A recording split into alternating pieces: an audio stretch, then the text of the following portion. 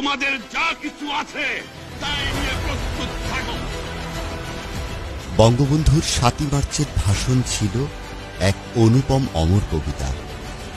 ছন্দময় সে ভাষণ ছিল প্রাণস্পর্শী। উচ্চারিত প্রতিটি শব্দ ছিল উদ্দীপনাময়, অথচ কি আশ্চর্যজনকভাবে সংযত।